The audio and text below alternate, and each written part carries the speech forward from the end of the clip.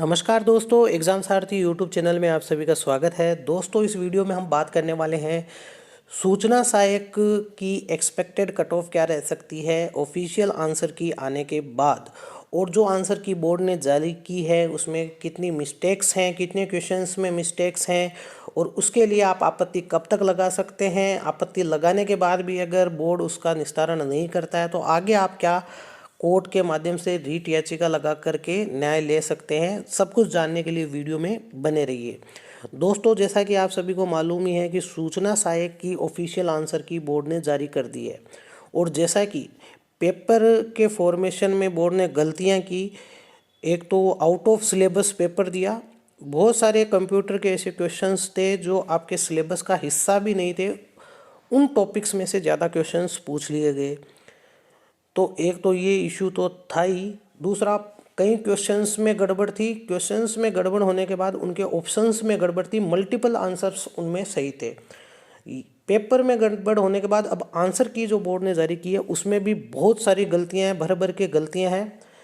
तो आंसर की के खिलाफ अब आप क्या कर सकते हैं? तो एक तो तरीका ये है कि बोर्ड ने जो आपत्ति लगाने का मौका दिया है उसमें आप प्रूफ के साथ किसी भी कोचिंग से या जहाँ पे भी आप अध्ययन करते हैं वहाँ से आप प्रूफ ले सकते हैं। यूट्यूब पर भी बहुत सारे कोचिंग संस्थानों के द्वारा क्वेश्चंस पे जो आपत्तियाँ लगनी है उनके प्रूफ प्रोवाइड करवा दिए जाएंगे। तो आप आपत्तियाँ ज़रूर लगाएं। कल से यानी 5 फरवरी से लेकर 7 फरवरी के बीच में 3 दिन आप आपत्तियाँ लगा सकते हैं बोर्ड के पोर्टल पे जाकर ही।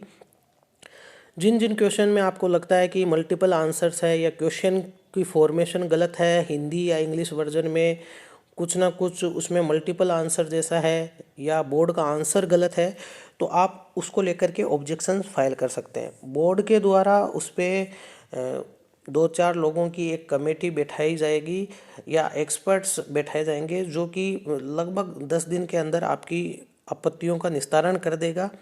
अब बात करते हैं कि रिजल्ट कब तक आ जाएगा। तो जिस फुर्ती से बोर्ड काम कर रहा है, आंसर की जारी की है और आपत्तियां मांगी है, उसको देखते हुए ये लग रहा है कि 15 से 20 फरवरी के बीच 15 से 20 फरवरी के बीच का जो टाइम है, क्योंकि 7 तारीख तक आपकी आपत्तियां ली जा रही हैं, तो बोर्ड जल्द से जल्द इसको निस्तारण करने की कोशिश करेगा ताकि भर्ती कोर्ट में ना अटके। तो बोर्ड की तो कोशिश पूरी रहेगी कि जल्द से जल्द टाइपिंग एग्ज़ाम करवा लिया जाए। तो दोस्तों, आपको बता दें कि 7 फरवरी को जो लास्ट डेट है आपकी आपत्तियां दर्ज करवाने की, उसके बाद बोर्ड 15 फरवरी तक लगभग जो है आपत्तियों का निस्तारण करके 15 से 20 फरवरी के बीच में कभी भी आपका रिजल्ट जारी कर सकता है। रिजल्ट के साथ ही फाइनल आंसर की जारी करेगा, और फाइनल आंसर की के बाद जो आपकी डेट है टाइपिंग एग्ज़ाम की वो भी साथ के साथ ही जारी कर दी जाएगी। लगभग 1 महीने का समय आपको मिलेगा, यानी लगभग आप ये मान के चलें कि 20 मार्च से लेकर के 30 मार्च के बीच में या 31 मार्च के बीच में, यानी लास्ट वीक ऑफ मार्च जो है उसमें आपका टाइपिंग एग्ज़ाम की डेट आ जाएगी। रिज़ल्ट आपको बता ही दिया, 15 फरवरी से लेकर के 20 फरवरी के बीच में कभी भी बोर्ड जारी कर सकता है रिज़ल्ट। फाइनल आंसर की साथ के साथ ही जारी करेगा जिसमें आपत्तियों का निस्तारण होगा। और संभव है कि बोर्ड 2-4 क्वेश्चंस तो 2-4 नहीं तो 2-3 क्वेश्चंस तो कन्फर्म डिलीट करेगा, क्योंकि मल्टीपल आंसर है या क्वेश्चन की फ्रेमिंग में गलती है। उसके बाद भी अगर बहुत सारे क्वेश्चंस ऐसे हैं जो बोर्ड उनमें कोई परिवर्तन नहीं करेगा, जैसा बोर्ड का पहले का तरीका रहा है, तब आप क्या कर सकते हैं दोस्तों, तब आप कोर्ट के माध्यम से न्याय ले सकते हैं। अगर आपको लगता है कि आप कट ऑफ से थोड़े बहुत पीछे रह रहे हैं या आप अपने कट ऑफ क्वालिफाई कर लिए, लेकिन टाइपिंग एग्ज़ाम के बाद में जब डॉक्यूमेंट वेरिफिकेशन के लिए फाइनल कट ऑफ लिस्ट तैयारी की जाएगी, फाइनल मेरिट लिस्ट तैयारी की जाएगी, तो उसमें कुछ कट ऑफ बढ़ के जाएगी, तो उसमें आप बाहर हो सकते हो टाइपिंग एग्ज़ाम क्वालिफाई करने के बाद भी। तो आपको पिटीशन पहले ही लगा देनी है, टाइपिंग एग्ज़ाम का वेट नहीं करना है। क्वेश्चंस पे जो पिटीशन है वो आपको रिजल्ट के साथ ही लगा देनी चाहिए। फाइनल आंसर की आते ही आपको आपत्तियां जिनका निस्तारण नहीं हुआ है, जिन क्वेश्चंस पे आपने आपत्तियां लगाई है, उनको कोर्ट में रीट याचिका आप लगा सकते हैं, रीट पिटीशन दाखिल कर सकते हैं। उसमें होगा क्या कि जिन क्वेश्चन आंसर पर आपको आपत्ति है, कोर्ट के माध्यम से आप बोर्ड को जो है एक्सपर्ट कमेटी बैठानी पड़ेगी कोर्ट के माध्यम से, और फिर उन क्वेश्चंस पे बोर्ड कोर्ट में विचार होगा, और अगर कुछ परिवर्तन होना होगा तो कोर्ट के माध्यम से परिवर्तन होगा, और आपकी कट ऑफ जो है या कह सकते हैं आपके मार्क्स भी उसके अकॉर्डिंग आपका रिजल्ट रिवाइज होगा। तो दोस्तों उसके लिए आपको क्या करना है, जैसे ही आपकी फाइनल आंसर की जारी होती है, रिजल्ट आता है, आपको नीचे दिए गए व्हाट्सएप लिंक पर जा कर के अपने कुछ डॉक्यूमेंट्स भेजने हैं। आईए एडमिट कार्ड, आईए का एडमिट कार्ड, आपका स्कोर कार्ड और क्वेश्चन नंबर भेजने हैं। आपकी रीट पिटीशन जो है उसमें ऐड कर लिया जाएगा आपको, क्योंकि निश्चित तौर पे ये भर्ती कोर्ट में जानी है, इसमें पिटीशन लगनी है, क्योंकि क्वेश्चंस में बहुत ज़्यादा गड़बड़ है, आंसर की में बहुत ज़्यादा गड़बड़ है। अब बहुत सारे कैंडिडेट्स ये कह रहे हैं कि बहुत ज़्यादा गड़बड़ नहीं है, जिनको ये लगता है हमारे क्वेश्चन सही हो रहे हैं, ज़्यादा सही हो रहे हैं, तो वो तो यही कहेंगे कि ये क्वेश्चन सही है। लेकिन एक्चुअल में फैक्ट क्या है कि क्वेश्चन पेपर में आंसर की में बहुत गड़बड़ है। तो जिन जिन को लगता है कि हमारे ये क्वेश्चन सही होने चाहिए थे, उन पे आप ज़रूर रीट पिटीशन दाखिल कर सकते हैं।